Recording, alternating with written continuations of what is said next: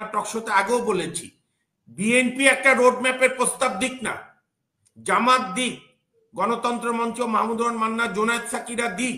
আমরা তো রাজনৈতিক দলগুলোর প্রোঅ্যাক্টিভ ভূমিকা চাই, যে 5 তারিখে যদি সরকার গঠন হতো তাহলে এই প্রশ্নগুলো করা কম যেত।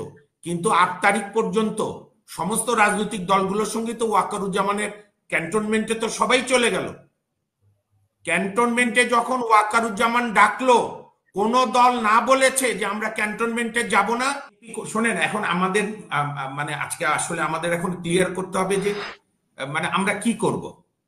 এখন সরকারের একটা উপদেষ্টা তার ওপিনিয়ন দিয়েছে, বিএনপির মহাসচিব ফখরুল ইসলাম আলমগীর সাহেব তার উত্তর দিয়েছে। আমরা তো এই সুস্থ গণতান্ত্রিক দ্বিমতগুলো শুনতে চাই, নাকি আমরা শেখ হাসিনার মতো একজন যা বলবে তাই শুনবো? মানে কিন্তু বিএনপি তো সবসময় বলে আসছে, বিশেষ করে তারেক রহমান তো সবসময় বলছে যে এই সরকার ব্যর্থ, সেটা আমরা চাই না, কেউই চায় না, কোনো দলই চায় না, সেটা স্পষ্ট করেছে। না ঠিক আছে, বাট কোন উপদেষ্টা যদি মনে করে তার ওপিনিয়ন দিয়েছে, বিএনপির মহাসচিব ফখরুল ইসলাম আলমগীর সাহেব একজন সিজন পলিটিশিয়ান, উনি তো তার উত্তর দিয়েছে। আমরা কি প্রশ্ন উত্তর পর্ব বন্ধ রাখবো?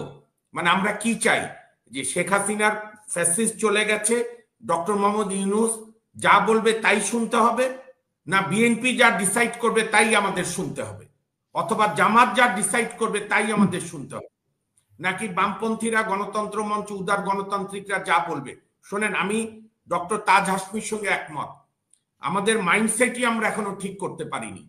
আপনি এখানে নানা দ্বিমত থাকবে, মহসিন স্যার যেটা বলেছে আমি তীব্র দ্বিমত করি, মহসিন সাহেবের সঙ্গে যথেষ্ট লোকজন আছে, আমার সঙ্গে যথেষ্ট লোকজন আছে। লোকজন খালি একা বিএনপি বা জামাতের সঙ্গে নেই, বিএনপি জামাতের বাইরেও অনেক রাজনৈতিক মত আছে।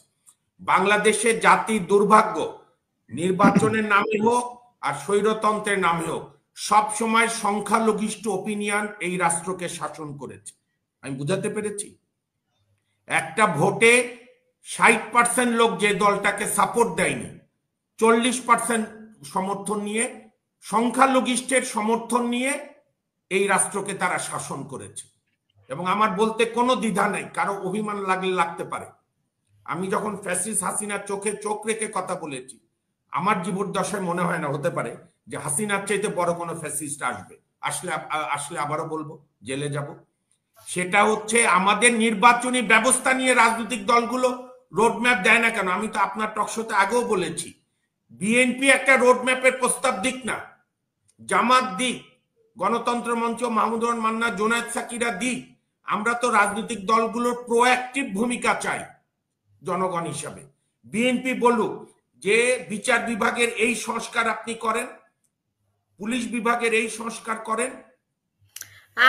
আপনি বলছেন যে এটা করার জন্য, কিন্তু ওনাদেরকে যে ডাকলো 2 মিনিট করে সময় দেয়, যার জন্য ওনারা কথা বলতে চায় না। আমার কথাটা শোনেন না, হ্যাঁ, ওই দিন তারা বলবে কিভাবে? আমাকে একটু বলতে দেন, দ্বিমতটা একটু শোনেন। আমি মহসিন স্যারের সঙ্গে শ্রদ্ধা রেখে আমি দ্বিমত করি, হয়তো ওই দিন আরো অনেককে ডাকা উচিত ছিল, হয়তো কয়েকটা দল বাদ গেছে, কিন্তু দেশের সিংহভাগ দলগুলো সেদিন ডেকেছে। আচ্ছা, শেখ হাসিনা যেদিন দিল্লিতে পালিয়ে গেল বোনকে নিয়ে, আমরা যদি সবই নেগেটিভ দেখি তাহলে তো মুশকিল। জয়শঙ্করের নেতৃত্বে ওইখানেও একটা সর্বদলীয় বৈঠক হয়েছিল 6ই আগস্ট, এবং তাজ হাসমি সাহেব ইজ কারেক্ট, মহসিন সাহেবও কারেক্ট ভারত সম্পর্কে।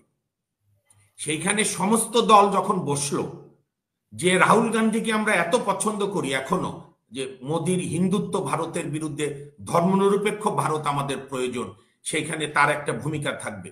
কিন্তু সেদিন তো রাহুল গান্ধী প্রথমেই বসে বলল যে বাংলাদেশে যা ঘটে গেল এটা কি আইএসআই এর প্লট, এবং তারা সর্বদল বৈঠক করলো একজন পতিত পলায়নকৃত গণহত্যাকারীকে আশ্রয় দেওয়ার জন্য। আধা ঘন্টার ওই মিটিংও 1 ঘন্টার ছিল, সারাদিন ব্যাপী হয়নি। আর আমাদের এখানেও সর্বদলীয় বৈঠক হলো আমি বিনয়ের সঙ্গে বলি, নিশ্চয়ই ওই দিন স্ট্র্যাটেজি ঠিক করার জন্য রাজনৈতিক দলগুলোকে ডাকিনি।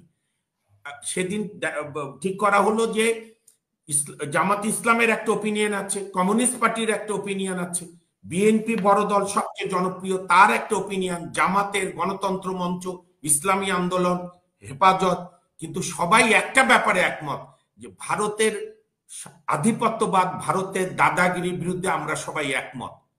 So that was A message to the Indian government and Indian establishment যে আমরা আওয়ামী লীগ এবং 14 দল এবং জাতীয় পার্টি এই দুর্বৃত্তরা বাদে আর সব দলমত আমরা এক।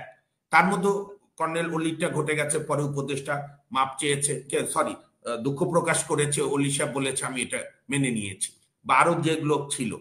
এখন আমরা যে দাবিটা করতে চাই, আমার ধারণা আমার অগ্রজ মহসিন হোসেন সব একমত হবে যে যেটা প্রভিশনাল গভর্নমেন্ট করার দরকার ছিল, নতুন রিপাবলিকের দরকার ছিল, সেই ব্যর্থতা তো খালি ওয়াকারুজ্জামান আর ইউনূস সাহেবকে দিয়ে লাভ নাই। 5 তারিখ থেকে 8 তারিখ অন্তত 2-3 বার বঙ্গভবনে সব রাজনৈতিক দলের নেতারা বসেছিল। আমাদের রাজনৈতিক নেতাদেরও যে অ্যাডহক বেসিসের চিন্তা, কারণ আমি এটা মানতাম যে 5 তারিখে যদি সরকার গঠন হতো তাহলে এই প্রশ্নগুলো করা কম যেত, কিন্তু 8 তারিখ পর্যন্ত সমস্ত রাজনৈতিক দলগুলোর সঙ্গে তো ওয়াকারুজ্জামানের ক্যান্টনমেন্টে তো সবাই চলে গেল। ক্যান্টনমেন্টে যখন ওয়াকারুজ্জামান ডাকলো, কোন দল না বলেছে যে আমরা ক্যান্টনমেন্টে যাব না। আপনি খালি আরেকজনকে দোষ দিলে হবে না, আপনার রাজনৈতিক দলগুলোকে প্রশ্ন করেন। সেদিন বিএনপি কেন বলল না যে নো, আপনি ডাকসু ভবনে আসেন, আপনি ঢাকা বিশ্ববিদ্যালয়ে আসেন, বা আপনি আসেন আপনার কি নাম যে কোনো একটা আমাদের বলবে যে বিএনপি সব জায়গায় এরকম করে। বিএনপি তো কথা বলতে দিচ্ছেন না। আমারটা শোনেন না, আপনি বিএনপি সিঙ্গেল আউট করছেন কেন? কোন রাজনৈতিক দল বলেছে আমি আপনার ইয়াতে যাব না, কি বলে ক্যান্টনমেন্টে যাব না? সবাই তো গেছেন, হাজির হয়ে গেছেন, একবারে তু করে গিয়ে সবাই হাজির হয়েছেন ক্যান্টনমেন্টে। তারপরে হাজির হয়েছেন আপনার প্রফেসর কি নাম শাহাবুদ্দিন চুপ্পু সাহেব বঙ্গভবনে। তারপরে যেটা তাজ হাসমি সাহেবের সঙ্গে আমি একমত যে শাহাবুদ্দিন চুপ্পু সাহেবের পদত্যাগ দরকার ছিল। চুপ্পু সাহেবের পদত্যাগ তো থামিয়ে দিল বিএনপি বলল না, তাহলে সংবিধান সংকট হবে। যারা আমাদেরকে ভোটের মাধ্যমে নির্বাচন করবে, নির্বাচিত হলে রাষ্ট্র চালাবে, সবচেয়ে বেশি সম্ভাবনা বিএনপির বড় দল, তার যদি রাজনৈতিক সাংবিধানিক বুঝ এই হয় তাহলে আল্লাহ দেশকে রক্ষা করুক, করছেও তাই। বিএনপি বলল না, এখন রাষ্ট্রপতি পদত্যাগ করলে এগুলো ভুলে যান কেন আপনারা?